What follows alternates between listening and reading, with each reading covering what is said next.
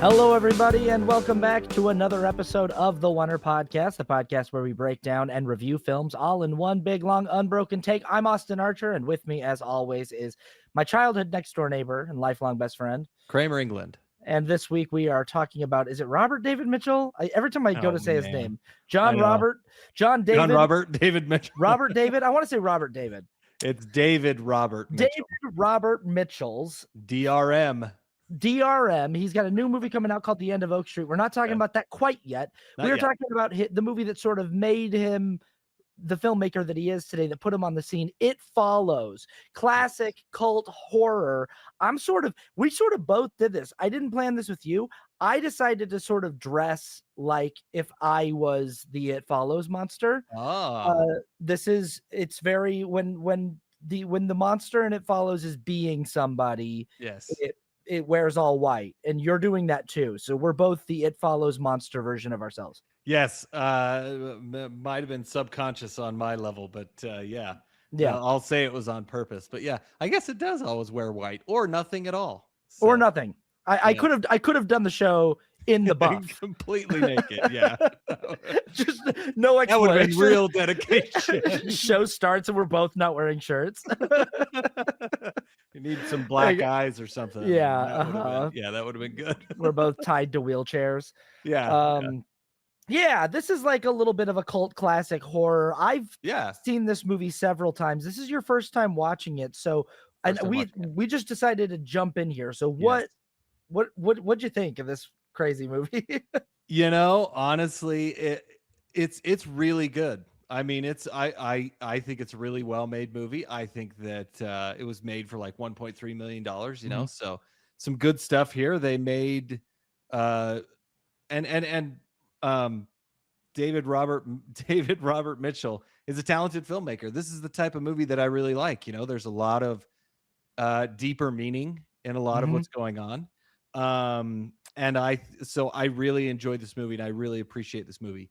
There's some downsides that were kind of unforeseen, some foreseen. Like first of all, there was a lot of hype about this movie. This came out when I was in film school, so there was a lot of people talking about it. Like I remember everybody was talking about how cool it was. So it's a little hard to live up to the hype after so many years and thinking. I imagine it would be like if someone just like managed to miss Obsession when it, this year, and like 5 years later or 6 years later, they're like finally sitting down to watch Obsession, and they're like, good movie.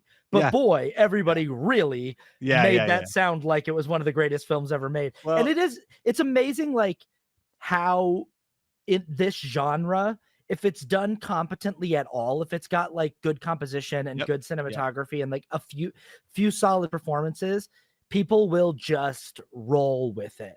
Totally. And it can totally have big glaring issues and flaws, but people are willing to just kind of go on the ride because we just like this genre. We just like being we do. And it's funny because I was going to say I've already seen Obsession and it was amazing to me. And now this kind of, I know that they're not really similar story-wise, but they are very similar. You saw the inspiration. You saw I saw the genesis. Yes. There's very and I you can't really have Obsession without this movie.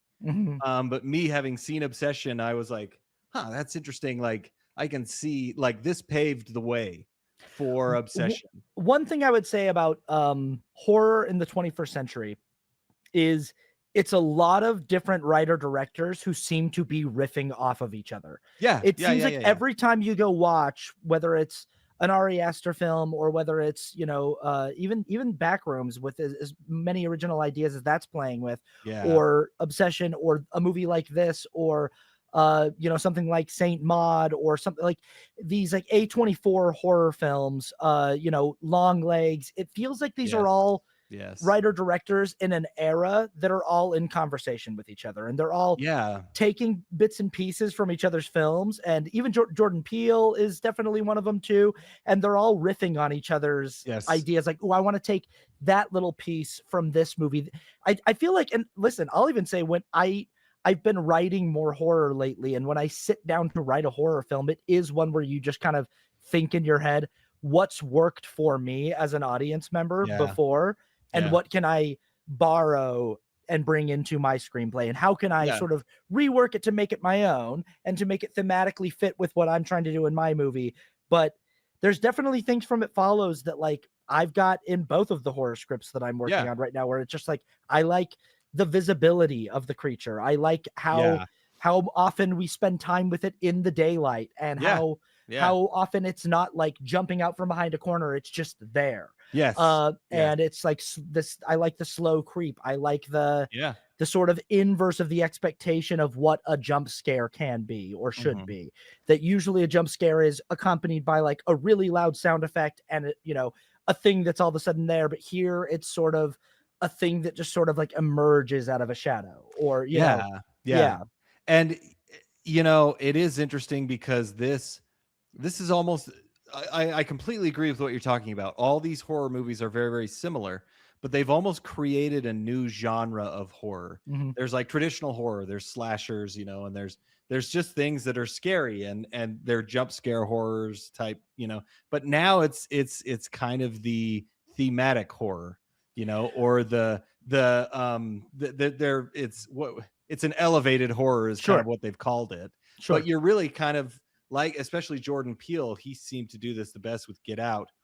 It's really, it's talking to you about something else. They're allegories. Yes, yeah, They're allegorical, and it's like it's kind yeah, of myth making where it's yeah, like we're yeah we and also I mean, as much as these 21st century horror elevated horror films are in conversation with each other, it also feels like especially movies like It Follows are in conversation with horror from past decades. Like It yeah, Follows is definitely in conversation with like John Carpenter and Halloween and yeah. you know things like You that. know, Like it it. even felt, I felt a little bit of Jaws in there. I don't know if you got that, but Oh, I for got some sure. Jaws, like the opening and Oh anyway, yeah. The, you the know, the eye of the camera sort of yeah, being this like yeah, floating hmm, entity that yeah. And but also like I think that there's reasons. I personally, my general thoughts of it is like I love this movie, and this is yeah, my yeah, fourth time yeah. seeing it. And coming back to it, I'm just like, there's so much here that is There is, so interesting that yes, he's doing that goes yeah, beyond just. And what's interesting about this movie to me is like the surface level idea is weirdly enough. Like it's To- enough totally, to just be totally, like, if this is just what the movie is, it's enough. And the sequences where I need to be afraid of this thing that's coming after these kids work. And hmm, it's enough to keep me in.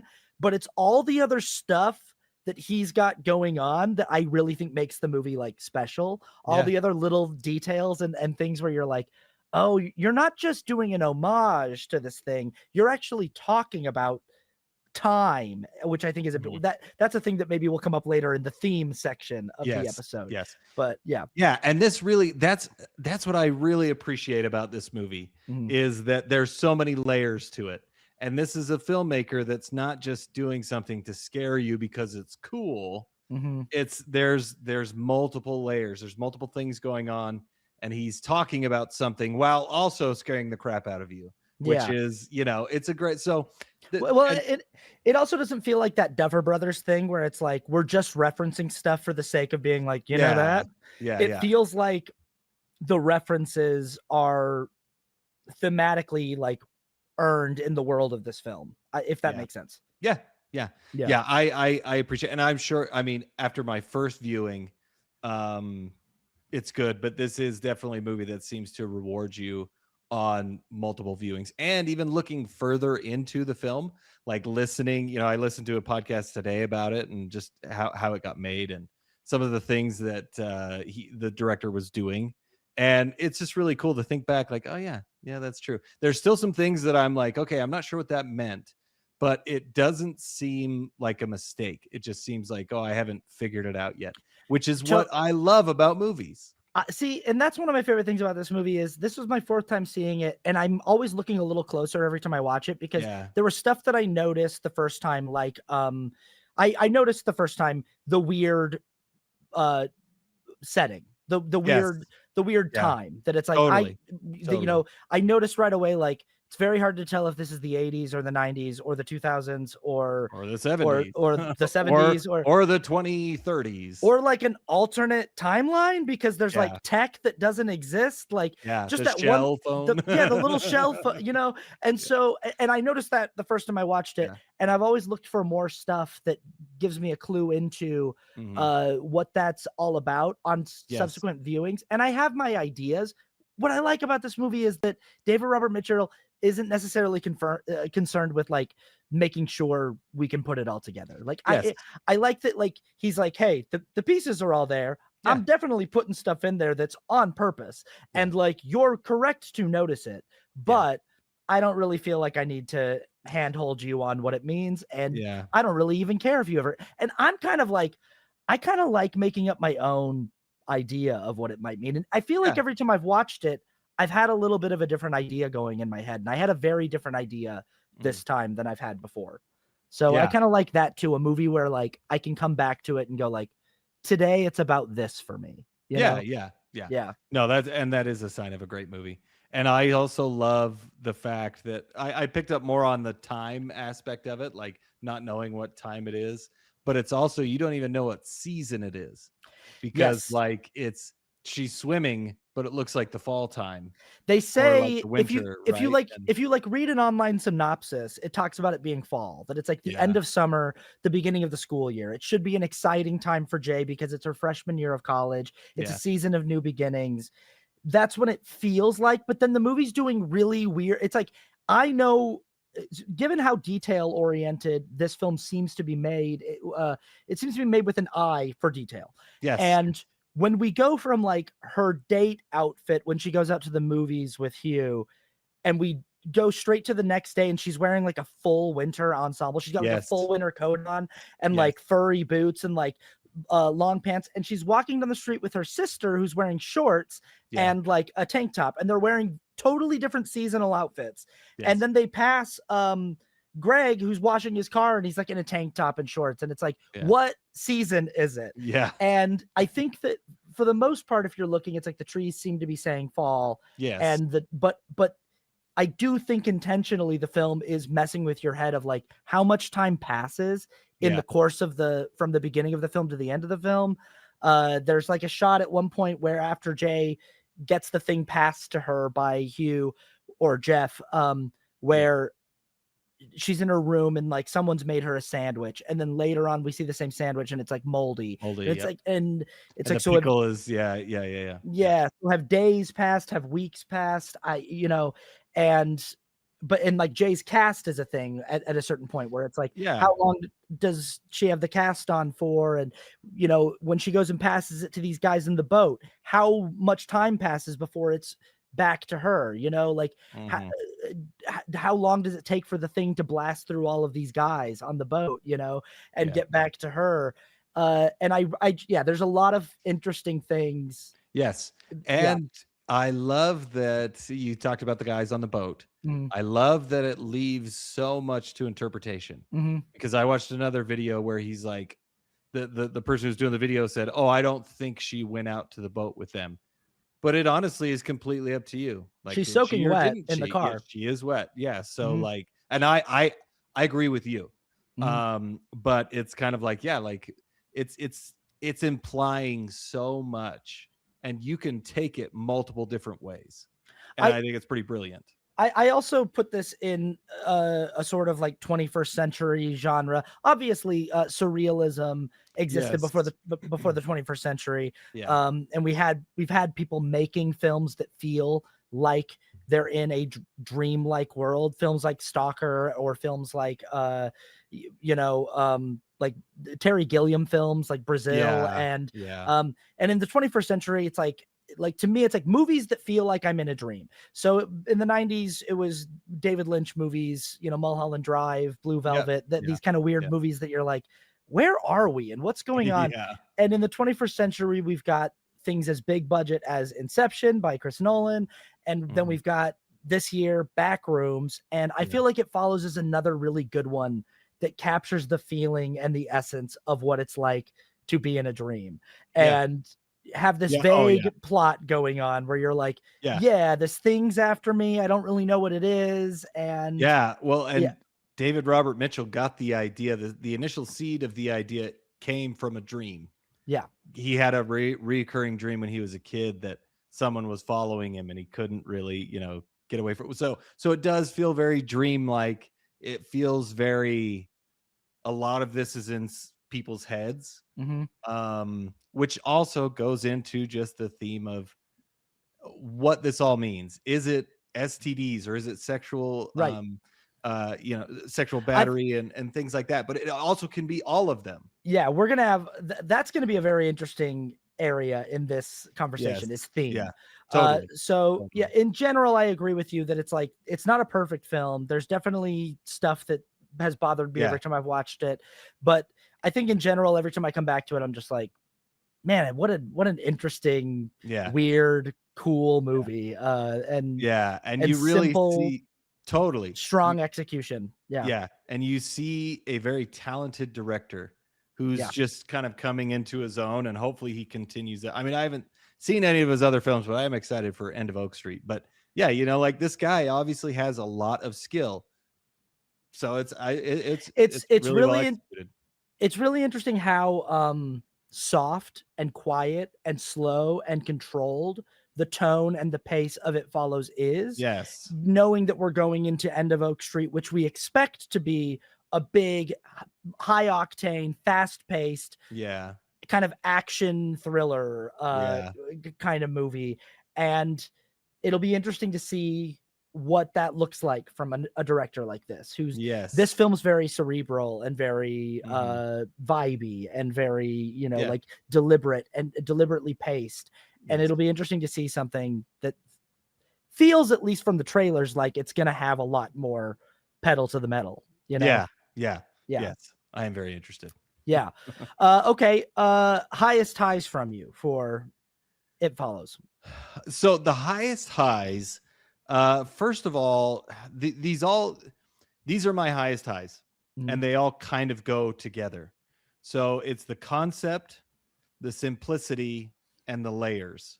Mhm. So the concept of just having something follow you, Mhm. the simplicity of having somebody follow you, and the apparent theme that it's going for, the multiple themes that it could be going for, all work together so well Yeah. that it all, like, I can't, like, it's all pieced together so well, and it's all pieced together kind of intricately and simply to kind of work together to make you feel really off put, right? It's very off putting, it's very creepy, and it's just scary. Like It's kind of frustratingly simple. yes. It's a movie kind of like Obsession, where you're like, man, it's so frustratingly simple. Exactly. It's just Exactly. this like basic concept of like, guy makes a wish, wish gone wrong. We've Yeah. seen it a million times. Yep. This same thing of like, you know, David Robert Mitchell did not invent the idea of slow stalker No. following teenage kids Yes.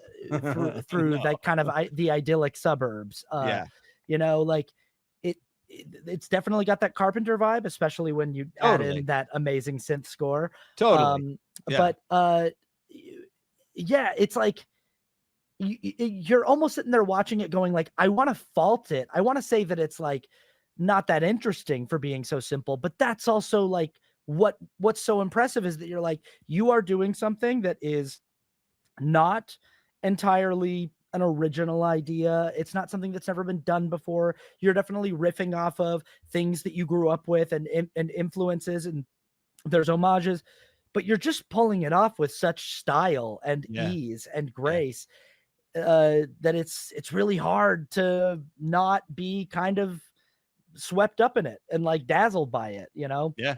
I would say that, and that also that goes into my first highest high, which that same thing, that simplicity, is like every instance with the creature in this movie works for me. Mhm. It's a very well executed thing that is also simple.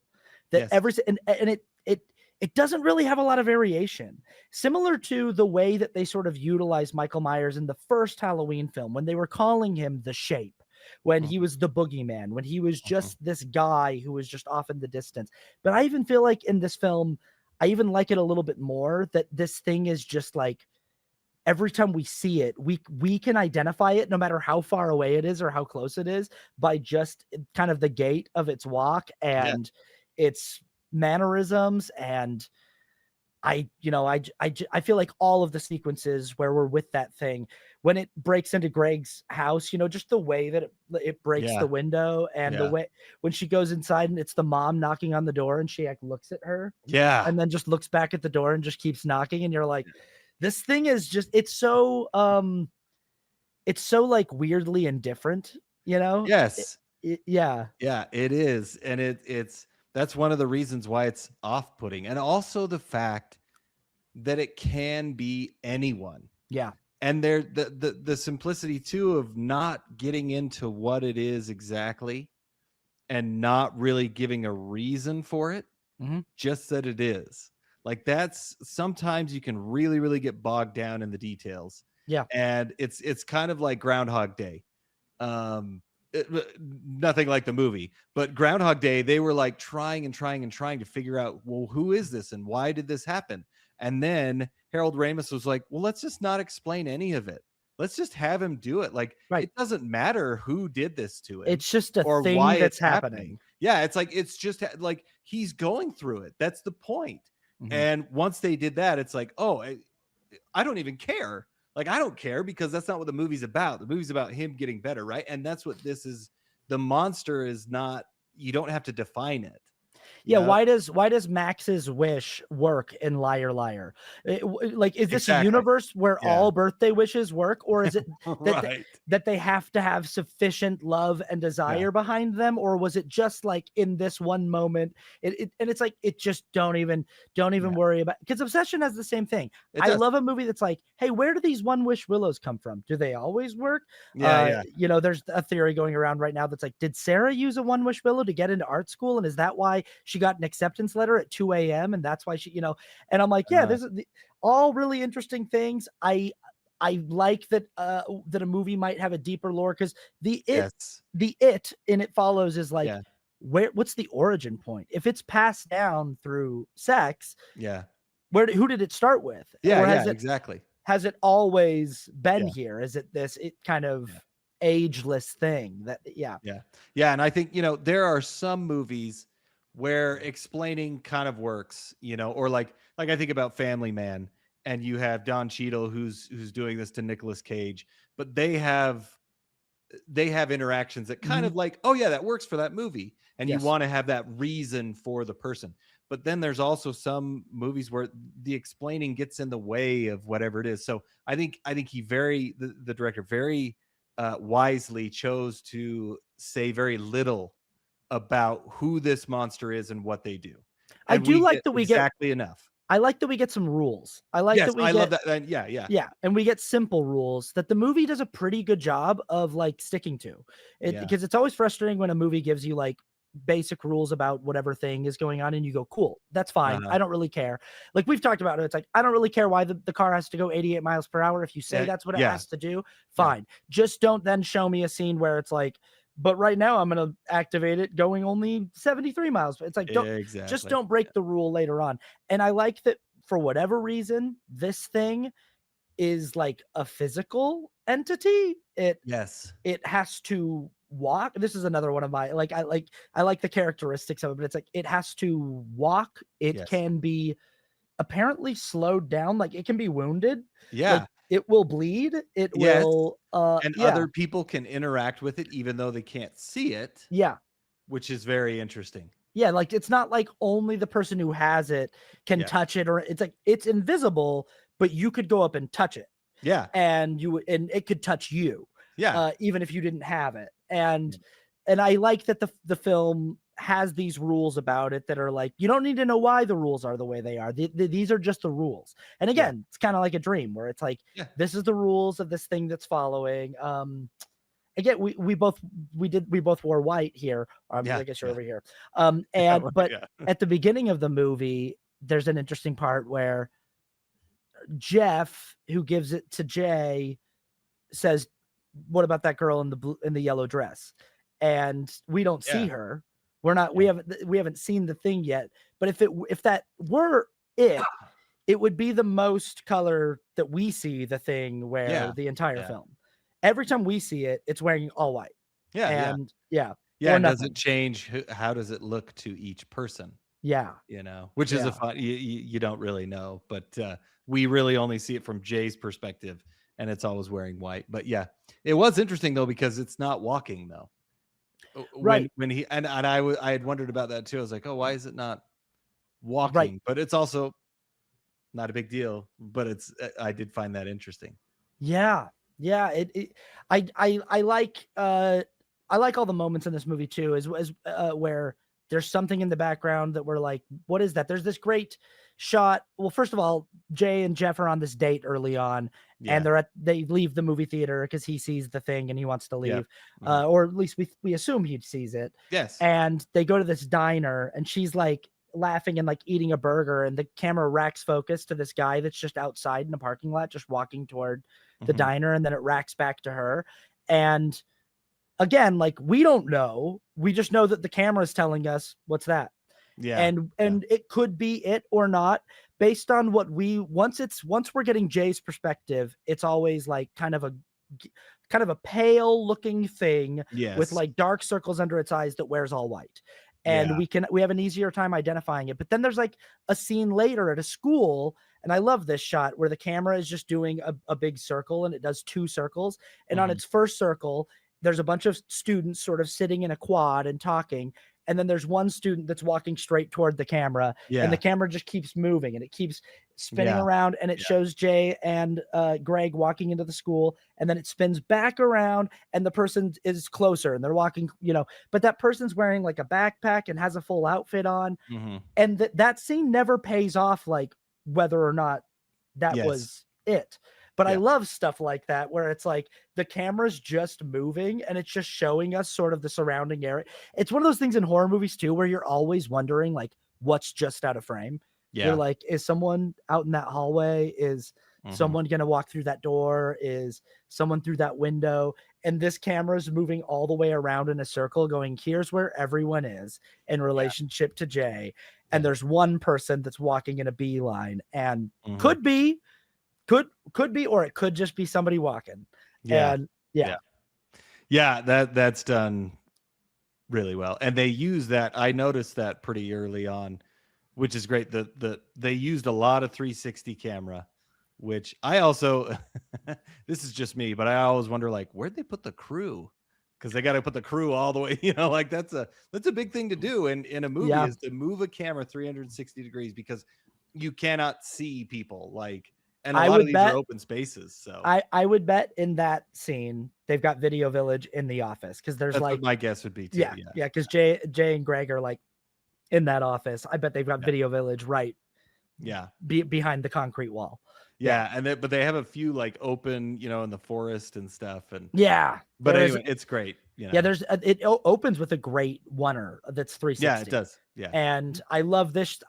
I love this. Coming back to it, it's like, I like that the girl at the beginning does this big wide arc, and she like runs in a big circle, and it's because she's the only one that can see it, so she has to like let it walk out and toward her, and then she like runs in a big circle around it to sort of get back to the car. And I also kind of like that that the movie never really like calls back to her. Like, usually when a movie opens like that, there's like a scene where the kids are like, oh, that's like, this is how so and so died. And I like that it's just sort of introducing us to the concept that this thing is out there. I did wonder who that was, which maybe there is an answer, but that, because she's obviously not the one who gave it to Jeff. Seems like she probably got it from Jeff, and then possibly, and then now that actually, that would make a lot more sense. And, right. And she lost her, and now it's back for him. And it's back for him, and he's gotta keep doing it. If you've never seen this movie, by the way. Oh wait, was she the one in the picture? She wasn't the one in the picture. She could have been. She really could have. Maybe I need she to really look could. closer. She really could be, actually. That could be her. It probably is. And that's what I love. Like, oh, cool. Let's try and figure it out, rather than the movie tell me and explain everything. It could be, it couldn't be, who knows, but it's fun to kind of figure it out, you know. By the way, if you're watching this and you've never seen this movie before, go watch it. We're talking spoilers, but the Yeah. basic plot of the film is like it's simple enough. It's a bunch of teenagers and kids in their like early 20s. If you have sex with someone, you get this thing. Yeah. Call it an STI, call it an STD, but it's this like demonic entity that follows you, and Yeah. it has to walk everywhere it goes. So that gives you an advantage. If you can get in a car, you can put some distance between you and it, but it will always be heading in a straight line for your location. And it will relentlessly pursue you until it finds you and kills you. And then it will move on to whoever gave it to you, and it will go down the line. Yeah. But that's again, we talked about like highest highs, simplicity, just really, really simple. The whole movie is just trying to get away from this thing. And it's always just sort of there, or you can feel like it could show up at any moment, you know? Other highest highs from you? I think some of the individual scenes that are the highlights and the highs. First of all, when the tall guy walks behind the girl and just like that is great, great scare. You think she's safe, and you know, just like, oh man. And then the other one that I think stands out for me is when they're at the lake, and then she's just standing there, and you see, like, we see it, but the other kids can't see it. And then her hair gets pulled up, and they show everyone else's perspective. And I loved that, like, oh, okay, they can see it now. They can see that this entity is real. Well, and they are interacting with it, which it just is something that you don't really expect in this type of movie, which I loved that they went for it on that. It's interesting. We're still learning the rules of the entity at this point in the movie when the tall man shows up too. So we don't know if like the thing mimics people's voices or not. Yeah. So when Jay locks herself in the room upstairs and they're knocking on the door and going, Jay, open the door. Yes. We don't know, like, is that what it does? I don't know yet.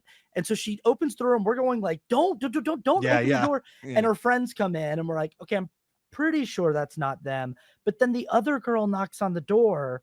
And she sounds weird. She's like, she does. She's like, you guys open the door. And she said, and so we're like, no, don't open the door. You know, and they open it, but it's just like, she's tired because they were having a sleepover. And she's like, what are you guys doing? And then the big tall guy comes up. But again, like the reinvention of a jump scare where instead of it popping out from behind he just sort of walks up so casually behind her.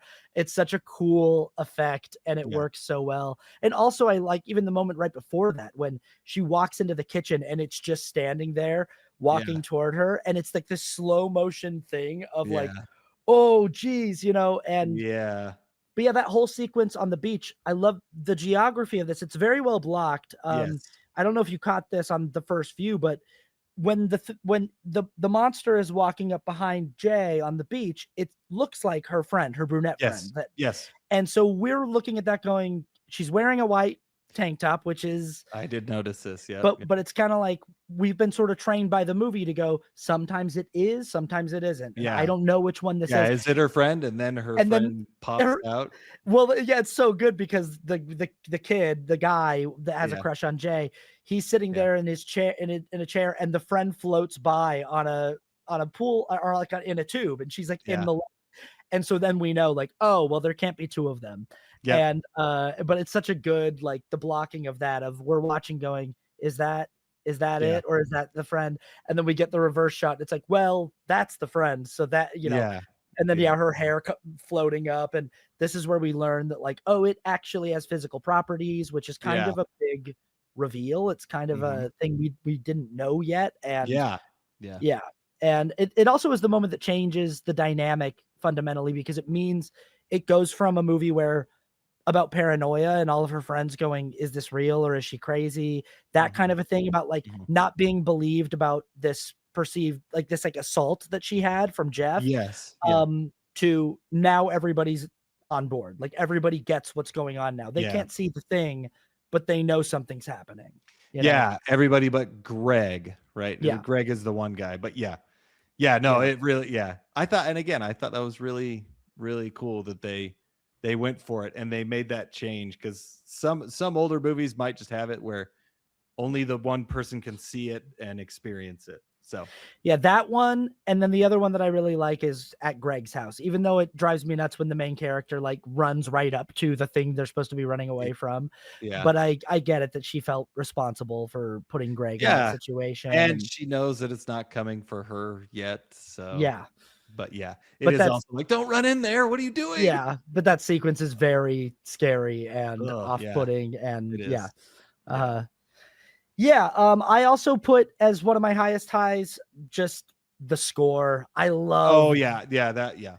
the music in this movie is so good. It is. It's just like from the jump, you're like, it puts you right in the mood where you're like, okay, cool. Yeah, Yeah. this movie's cool. Like Yeah. it's a very John Carpenter style synth 80s Yeah. score. Yep. And It gives a mood. And I feel like, I mean, what? Stranger Things came out in 2016, mhm, right? Like, it sounds like, because that's also kind of that's also one of the things that a lot of people are using today, which is a synth score, mhm. which is great. So it seems like this is a little bit ahead of its time. But again, I would say when Stranger Things does it, and I think the Stranger Things theme is one of the best things Yeah. about that show, Love it. but Love it it. does just seem like a reference for the sake of doing a reference. It feels like the font that they use, Yeah. it just sort of feels like, hey, doesn't this feel like one of those things? And I don't think that that's all David Robert Mitchell is doing with this, with the idea of this score. I Yeah. think there's so much in this movie that's about time and place and Yeah. about, Yeah. and that's something I'll get to with theme, but I feel like there's a reason why it sounds the way it does. And Yes. it's Yeah. tied to everything we've been talking about of like not being able to pin down when this movie takes place. Yeah. And Uh-huh. yeah. Yeah. So I like all that too. That Yeah. the movie's not, there's not a lot of like diegetic needle drops or anything that give us any No. clues as to when this might be. Right. Mostly we're just getting the original score for the film. And Yeah. the original score is not only like very cool and atmospheric, but it's also something that sounds more like a 70s or 80s horror film, which Yes. plays into this idea of like playing around with time. Totally. Uh, Totally. yeah. Do you have any other highs? No, I think honestly we covered it. Yeah. At I would least throw in I'd throw in Micah Monroe. This is like a yeah. star-making performance for her. Mhm. She's the only one who really came out of this film and keeps doing stuff. The others are like they're still, it's weird because I think everybody does a pretty strong job Yeah. here The for the most part. what's his name? Paul? Is that Mhm. he's the one that likes Jay? He is the second most, I would say. Totally. He's done a few things out of there. But yeah, a lot of people didn't really. She's definitely come out the best in this scenario. Yeah. Yeah. And then I think I already commented on this, but I said the dream like Yeah. setting and just the playing with time. But I think I'll have more to say with that in the theme section. Mhm. What's not working? Lowest lows. What things were you like, darn, that's not, or Yeah. I think my biggest low or my lowest low is that you can kind of see the fact that David Robert Mitchell is still, I'm going to say amateur, but for lack of a better word, amateur. There's some things like the pacing is deliberate. Yes. He wanted to make it slow and he wanted to hold on shots, which I see that and I'm like, yeah, I respect that. But there's also some things that just feel a little like, okay, you probably could have had this play out in a different way. And the biggest one, the first one that comes to my mind is when she sees the entity in the house at the sleepover, and it is a slow motion. She's looking this way, and then she like slow motion turns, and then it like all plays out. And I'm like, okay, it does like, take like it is too long. Like it's just a little like there's a few things, and then like some of the pacing is a little too slow, and it just kind of like some of the like you can see that he's not an extremely experienced director. I don't want that to seem like I don't like the movie, but it kind of is like, oh, okay, this is just a little maybe a little too self-indulgent in some Yeah. ways. And that's the biggest thing that stands out for me. That was the lowest low, that like, okay, this probably could have flowed a little bit better. And it's really more of a nitpick, because he was deliberate. And I do, like, yeah, the slow pace kind of threw me off a little bit. Yeah. And that's what you're kind of going for. So I can't say that it's like a horrible thing. Maybe it's not exactly to my liking, but it did kind of show some of the amateur side of things. I think that I always liked that moment because the first time I saw it, it stood out to me as like such a choice. I was like, whoa, Yeah. we're really like taking our time with this moment, which is not, it's almost the exact opposite of how that would normally be played. Yes. It would normally be played as like a really fast, like shocking, big, loud sound effect, jump scare. And I was like, whoa, we're like really slowing it down. And I actually think I can see your point on repeat viewings that I'm like, I think you maybe overcorrected a little too much. And Right. Just, yeah. Because I do like like one of my favorite moments with the entity is when it's the old lady at the school that's walking down the hallway toward her. Yeah. And that's a good moment of like where we're kind of like close enough to it and it's moving slowly enough. And I think the pacing there is good where she says hello and then the kids behind the entity go hello, and you can tell that like they don't see it, and like it moves fast enough that once Jay gets what's going on, she turns around and bolts. And she gets out of there, and it feels like the one in the kitchen. It does that thing too with horror movies where like the main character starts like falling over and like tripping over furniture. And that always drives me nuts because I'm just like, get up and get out of there.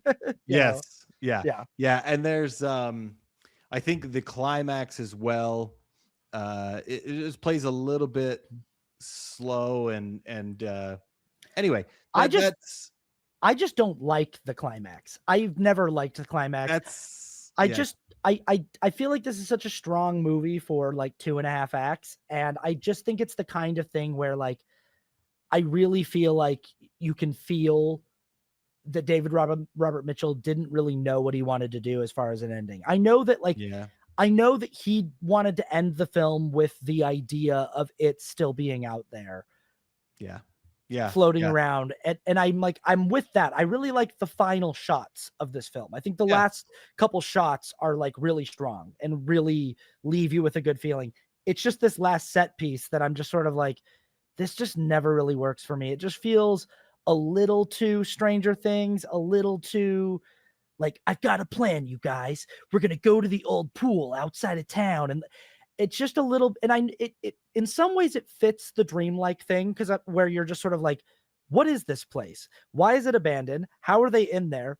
Why is the pool full?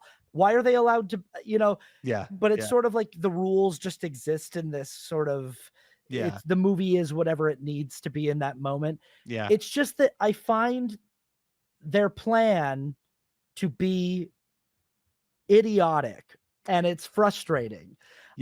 I know that like characters in horror movies do dumb things sometimes, but it's sort of set up like these kids are going to outsmart this entity. They're going to figure out a plan that's going to like trick the entity and trap it somehow.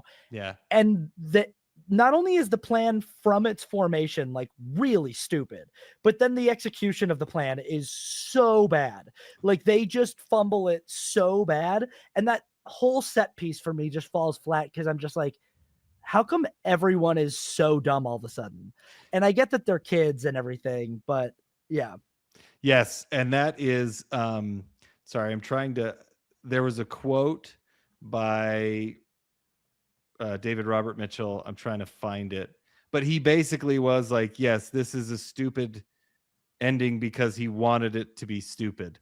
He wanted it to be that kids, like, these are still kids and they don't really get, like, he said, it's like something that Scooby-Doo would come up with. And he seemed to like that ending. Okay, that's not working. I can't find it. But I'll have to see if I can find the quote. But that was intentional. But I also am with you, though, because I'm like, well, I don't know if you like that. That's probably just what you settled on. Like, oh, yeah, no, but it doesn't feel that feels as gripping as it could be, right? And as yeah. as effective as it could be. So It's yeah. what he's telling me with the filmmaking is like these kids are gonna take this thing down because Yeah. it's the moment of the movie where the score finally reaches its full theme. The Yeah. score's been like building up to this main melody, this bam, ba-na-na-na-na. It's been Uh-huh. building up to that the entire movie, and it's finally here and it's like the culmination of everything. Paul looks Yeah. at Jay and is like, "Do you remember where we had our first kiss?" And Mhm. she goes, "Yeah." And he goes, "Do you trust me?" And she's like, "Yeah." And Mhm. he's like, "Let's go." And then they get the whole gang together and they go to the pool. And it's this like really important place to all of them because it was an important place when they were kids together. And it's, that's a big Yeah. part of the theme section. Yep. But it feels like they've got this idea of luring it into this pool and electrocuting it. But from the outset, it's like put Jay in the middle of the water, and Yeah. then I guess the plan is once the entity steps into the water, they'll just start chucking electronics in the water Yeah. with Jay, and it's like, guys, Yeah. guys, what's the idea here? I just don't Yeah. like and then immediately when it starts to backfire, nobody seems like everyone's just sort of screaming while Jay's pointing at the thing and it's just chucking all I of this stuff know. at her. And I'm like, somebody do something about this. And the fact that Yeah. Paul's like, oh, let me go get the gun. And it's like, yeah, you didn't have that. You just were like, oh crap. Like it's just such a like bad plan from its inception and then poorly. And I was this time watching it, I was like, yeah, I get it. They're dumb, they're kids. Yeah. But the movie is like building up this last set piece. And then Yeah. it's weird. It just feels anticlimactic to have the ending be like, and the kids just came up with the dumbest plan ever and then totally fumbled it and kind of like barely got away with like they kind of got lucky. They Like, did, but yeah, also that like they know that it doesn't work, right, which also is kind of frustrating because it's like, well, then why'd we have that scene? right. If you knew it didn't work, like what's the point of it? And maybe there is a deeper point that I haven't thought of, but like there's all the blood in the water, and then they're just kind of like, okay, me and Paul will sleep together again, and we'll kind of share the burden of this thing. But but then it's like, okay, but then why did you go through with all of that? Or maybe it was It, the test and they realized they can't get rid of it. I don't know. It's kind of it's a really weird the, the ending. the entity appears as Jay's absent father Yes. Or and dead father or whatever. potentially We dead don't know. father. Yeah. Jeff says something early on in the film where he says, "Sometimes I think it appears as people you love just to Yeah. hurt you." Yeah. Um, there's a really interesting question about the entity too of like, does it actually care what its victims think about it, or is Yeah. it indifferent and they're projecting their own thoughts onto it? Yeah. Kane Parsons has talked about this with Backrooms that like the characters in the film tend to project their own thoughts of what the backrooms are Yeah. onto it, but his idea of the backrooms is that they are not human centric and they don't care about they don't like Yeah. Yeah. exist to like be some kind of reflection of the psyche of the humans are projecting meaning onto it, but it's Yes. not, Yeah. and I'm like, I wonder that the entity here has that same sort of thing where it's like, is it malevolent and it appears as her father to torment her, or is it just like a manifestation of her psyche?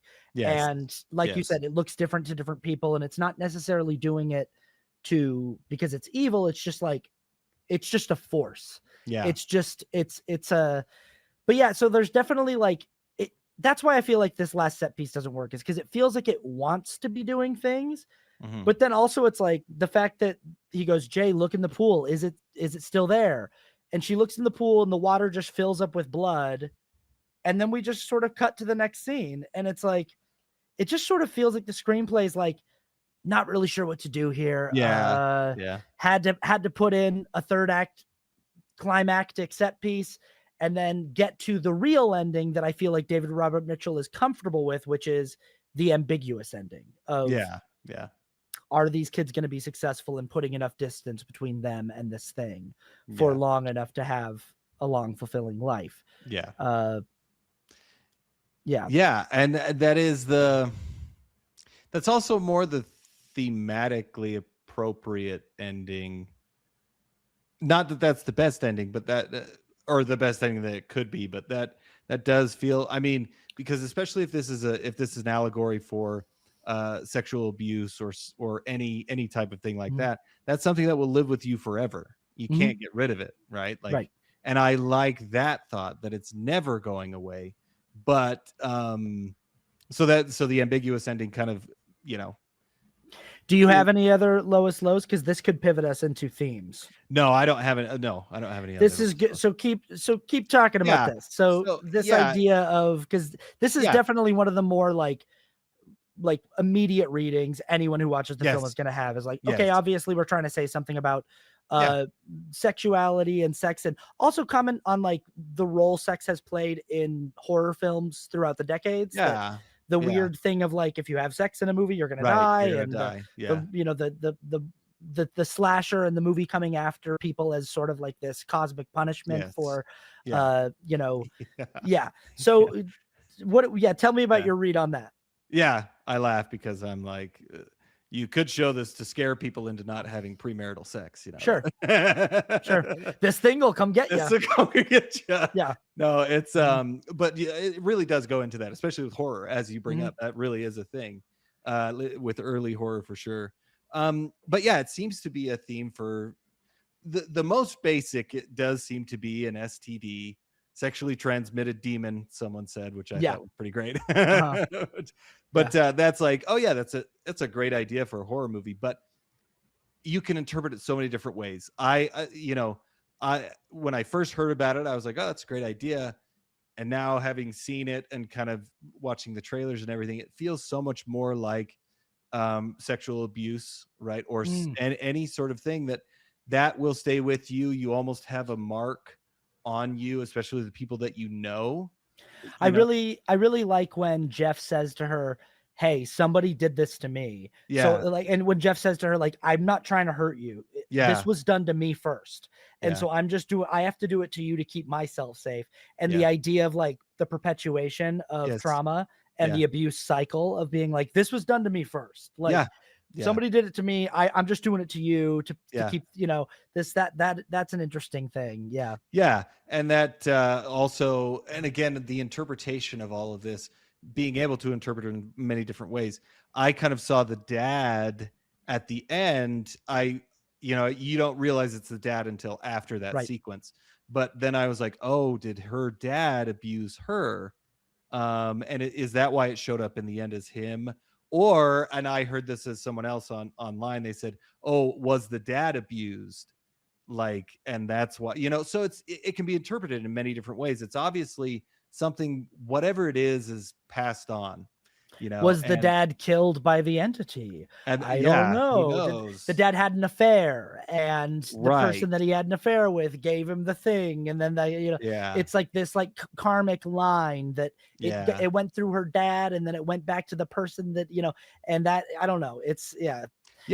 It's really cool. So I love the theme of all of this, and I love also, I didn't mention this earlier, I love also that they have little things that, like, they go and see charades, right? yes. Or charade, Uh, and then they're playing a game. What game is it? Like Old Maid, where you yes. take a card from them and then someone Yep. else has to take it, and you're picking things, and it's transferring from one person to another. I love that they really play up all the themes, even in the mundane Mhm. scenes. Like they're kind of playing with this theme of whatever it is, it's Yeah. being transferred, right? And And and some of the more maybe on the nose things. I can't remember the name of the yeah, girl, but the girl who reads from the shell, she reads poetry that's very like evocative yes, it is. of, Yeah, yeah. yeah, Uh-huh. yeah. I love that. So the theme is, I mean, that's the biggest theme I got from it, and I'm sure there's more, but yeah, See, in this time I had a very different now I've always felt like, yeah, like that's going to be the first go-to thing. At least yeah, for me, the first time I saw it, I was like, yeah, obviously there's some kind of commentary being made there. But then I also thought maybe that's just a device, because as like that it's such a common horror trope that like for whatever reason, sex and sexuality leads to this sort of cosmic punishment, this Right. this Right. thing will come and find you and punish you, and like the fear of, religious puritanical ideals around the loss of innocence and the loss of Yeah. Yeah. purity that comes with that. And that's definitely, I think, being commented on. But I think in the broader sense, what's always bothered me is I'm like, okay, but then what's with all the time stuff? Because I get like obviously that's there, but Yeah. why do this thing with time where you're so deliberately drawing our attention to what season is it? What year is it? What day is it? How many days has it been? How many weeks has it been? Why Yes. are you doing this thing?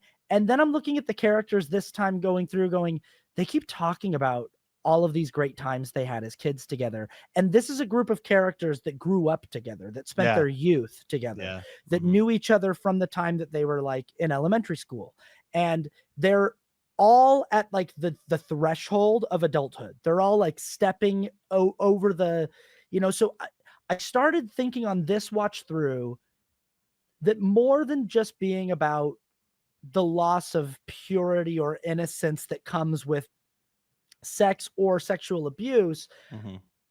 I thought of just what happens, just different events that happen that sort of change you from an adolescent into an adult, Yeah. that sort of fundamentally end that period of your life where time sort of stretched on forever. Back when it was interesting when we started this, I was thinking you and I grew up next door to each other and we knew what it was like to have those summers that felt like they Yeah. went on forever, where Oh we yeah. would play night games every night and there Yeah. would be all these little storylines going on of like last night during capture the flag, so and so like kissed on the cheek while they were hiding together, like over behind the book, Yeah. and like you'd hear Yeah. a story of like You like would. like your brother and the girl next Yeah. door, like they Yeah. like he kissed her on the cheek while they were hiding, like, or Yeah. something while we were playing night games. And we all had these neighborhood dramas and these like, Yeah. but it was also just like a time of innocence Mhm. and pure kind of fun and ignorance about the larger world. Yeah. We weren't walking around with an awareness of politics. We weren't walking around with an awareness of the actual ugliness and danger of the world. We certainly had parents who were trying to Yeah. Yeah. inform us about the dangers of strangers and Yeah. and be careful out there. But like we were also given a lot of freedom as kids to like, Yeah. I Yeah. think more than kids these days get, at least it felt that way. Yeah. And this felt like on this watch to me, what David Robert Mitchell was talking about was what happens when something switches and you go from like when your childhood officially ends, when that door closes and that chapter ends and you start the march of adulthood and you start to be aware of mortality and you start to be Yeah. aware Yeah. of like the fact that it's like, oh geez, and then how it all starts moving faster and faster and Mhm. faster and faster, and you start to be aware of like, oh, like I've got this shadow chasing me, this like entity that Mhm. is relentless and indifferent and Yeah. doesn't really care about me personally. It's just gonna get me.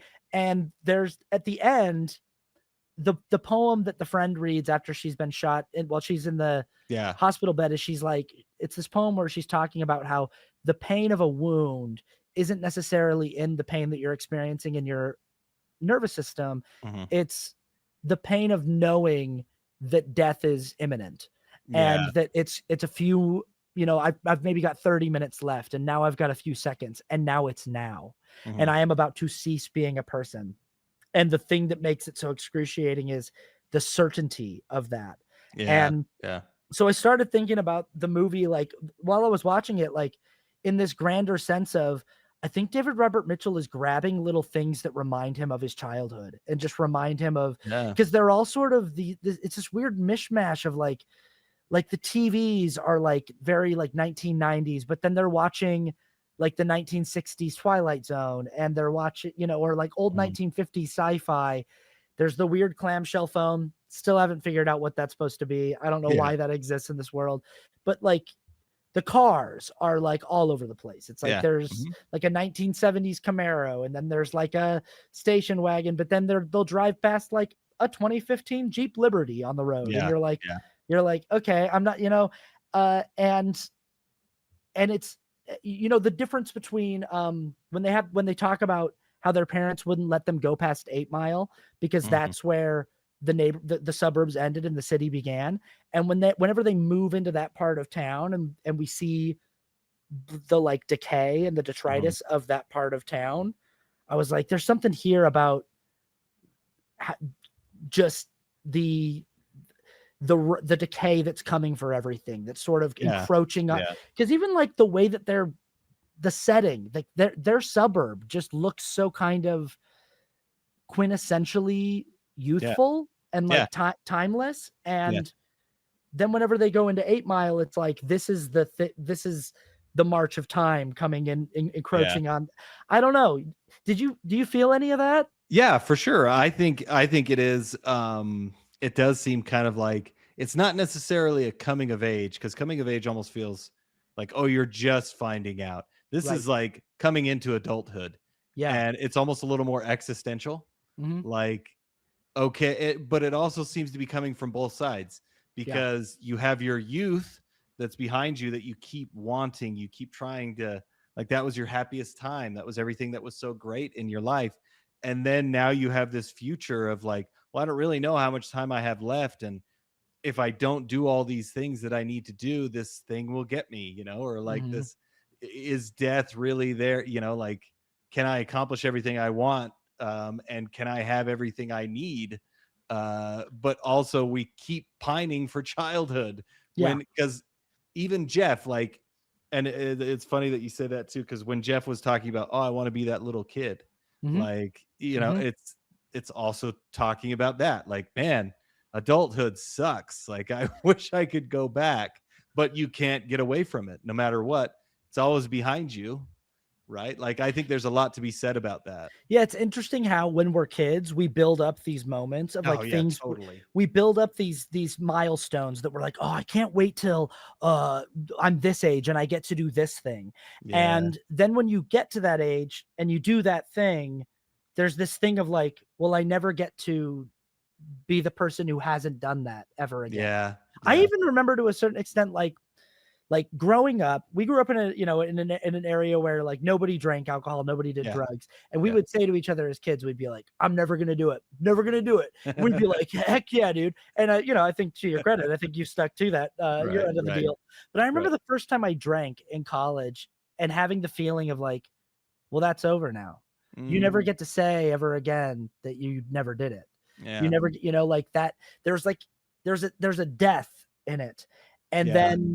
And then like from that point on, there's been this thing following me of like, I went through like big time alcoholism and like addiction and all this stuff that's like heavy adult stuff that I was, I was still behaving like a kid in many ways in my 20s and trying to hang on to adolescence and hang on to youth.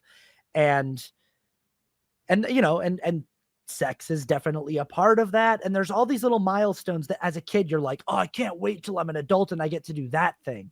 And then you do it for the first time and you're like, yeah, okay, there's that. But also like, I can never be the person I was before this. Right. I can't ever, I'm forever changed by this, totally. For better or worse. And it all sort of just means like, you are getting older now, you are changing. And the thing that waits for you, however far down the line you make it, however much distance you manage to put between yourself and the entity, it will always find you. And like the idea of it follows, like what follows after the moment that you're looking forward to, that's going to change you from being a little kid into an adult, Yeah, totally. I think that's a great reading of it for sure. Did you have, this is your first time seeing it, so was there anything that you didn't expect that sort of surprised you or shocked you about the film? Not I think when the entity is able to be interacted with. That I, was I the wrote down that I wrote down the exact same thing. yeah. I said the fact that it has physical properties Yes. is an interesting wrinkle. Yeah, for sure. Yeah. It's like, oh wow, okay, they're doing that. I didn't think they'd do that, and it's a good shock. It's like, okay, this is awesome. I mean, there's a ton of shocks in the movie because there's jump scares and stuff, but that story wise, I think works very effectively, and I appreciate that they did that. Yeah, I like that it can't move through walls. I like that it can't. Yes. It has to like go through an opening in a Yeah. like it has to use a door or a window Mhm. or I think that's cool. Yes, You know, I agree. Yeah. and it also just it gives the characters more ways to sort of maneuver around Yeah. it. Totally.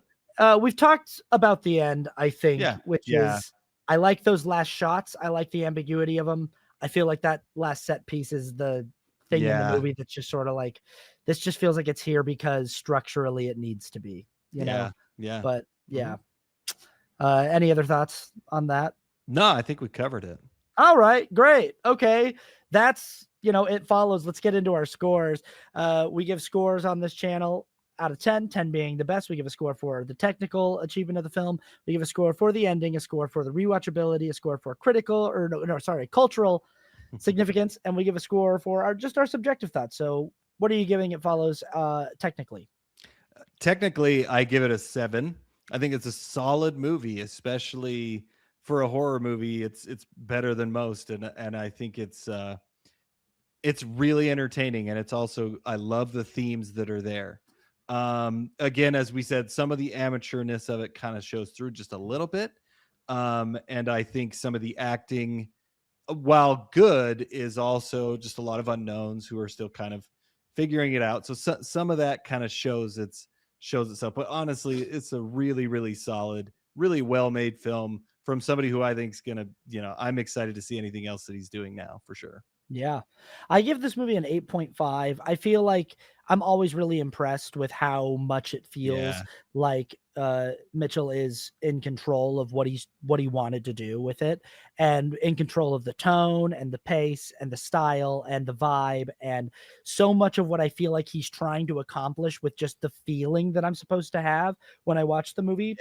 Yeah. I feel like he's like landing most of his big swings, and I dock the 1.5 really just for the ending. I could even probably take it down to an 8 and go like, that's a big hole in this film where it's just Right. like it Right. feels like you just sort of went, I guess I'll just plug this in there, and it is something that it's like this could be almost a perfect movie if it felt like it landed if it Yeah. stuck the landing a little bit more. But it's also a movie that I'm like, I'm not sure what sticking the landing looks like Yeah. That with is this hard. movie, Yeah.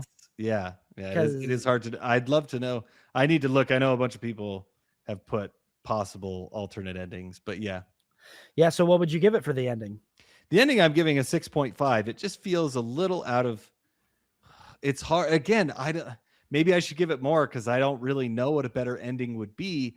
But it just is. When you think about it, it's kind of like, did we need the pool scene? Like, what would it have been better to just take that out and end with the ambiguity? I don't know, but it does feel a little out of place. Yeah, I got it at a 7 because again, it's like love those last two shots. There's a little detail in the very last shot. So there's one on them walking toward the camera, and there's a person in between them, and we're like, okay, who's that? But then there's a follow shot, which we do a lot of these in the movie. But what I really like is this little detail of like the follow shot, and a good camera operator will like be good at like keeping the distance they want from the subject. And so like they're keeping the distance from the subject, and right before the cut to black, the camera like pushes in a little closer. Like the camera operator just closes that gap a little bit, and it's like you just feel like the slightest like whoop, and then we cut to black, and I'm like, that's great. So but it is that weird thing where it's that set piece that every time I watch it that I'm just like, this whole sequence doesn't work for me, and it's a bummer because it's like the movie's so good up to this point. So yeah. How about rewatchability? I mean, Rewatchability, I gave a 6, mainly because it's a little hard. It's kind of a hard watch. There's a lot of stuff in there that's hard to see. So for me personally, I'm I'd be happy to rewatch it because I do love the extra things that you can get from it. But also, it's a little tough, in some areas. So Yeah, I would even just give it like a 7. Like, I really like it every time I come back to it, and I have different reads on it. But mostly what I'm doing is like studying it when I watch it, and I'm not actually just like getting immersed yeah, in it. And like, yeah, I'm like trying to figure it out. And I think what I found this time is like, I'm not sure that like there's enough here to suggest that it's meant to be figured out. I think that yeah, it's meant to imply a lot and meant to yeah, leave a lot to. So I could even go up to like a 7.5 because I do enjoy it every time I watch it. But I agree with you that sometimes, at least on rewatches for me, it's like it, it yeah, it can drag a little bit. yeah. Cultural impact. Cultural impact, I'm giving an 8 because it did, like we said at the beginning of the episode, it did kind of pave the way for Obsession and some of some of these other movies that are, in this more allegorical horror type thing. So I think it has had a big impact, and it made a lot of money relative to its budget. Like, there was a lot of buzz around this movie. So I think it's had a pretty big cultural impact.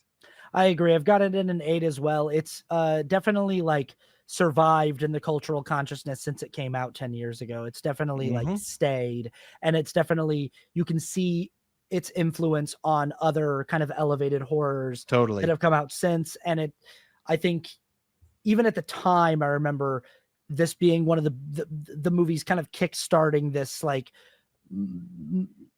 21st century movement of art house horror films, indie horror films that were low budget and that were punching well above their weight, with directors who had a lot on their mind and who really, So so subjective. Subjective, I gave a 7. I think it's a solid movie with a lot of really good stuff in it. And I mean, I really enjoyed it. Maybe as I think about it more and more, it would probably go up, but very solid movie. Yeah, this is an 8.5 for me. I love this movie. Nice. Every time I watch it, I'm like, this movie's awesome. Yeah. And it is. Yeah, it's the weirdness of the ending and of some of the things with the time stuff that I'm like, is this intentional or is it just messy? Or I'm pretty sure it is, but I like that. And yeah.